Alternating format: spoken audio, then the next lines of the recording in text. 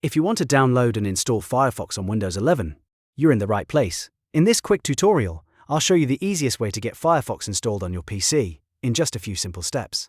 Firefox is a fast, secure, and privacy-focused web browser, and getting it set up on Windows 11 only takes a minute. If this video helps you out, go ahead and hit the like button and subscribe for more easy tech tutorials. Alright, let's get started. First, open any web browser on your Windows 11 computer. You can use Microsoft Edge, Chrome, or any browser you already have installed. In the address bar, type Firefox's official download page and go to firefox.com/n-us/download/windows. This is the safest place to download the browser directly from Mozilla. Once the page loads, you'll see a large Download Firefox button. Click that button to begin the download. Your browser should start downloading the Firefox installer right away. After the download finishes, locate the file in your Downloads folder or look at the browser's download toolbar at the top or bottom of the window. The file is usually named something like firefoxinstaller.exe.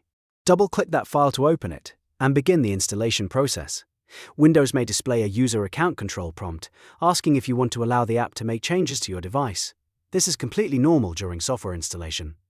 Click Yes to continue. Firefox will then start installing automatically. You do not need to choose complicated settings or go through a long setup process.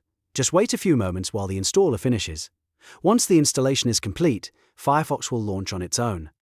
At that point, you're ready to start browsing the web with your new browser.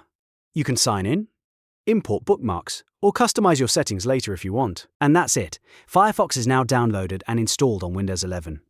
If this tutorial helped, make sure to like this video, subscribe to the channel, and turn on notifications so you never miss a new guide. Thanks for watching, and I'll see you in the next one.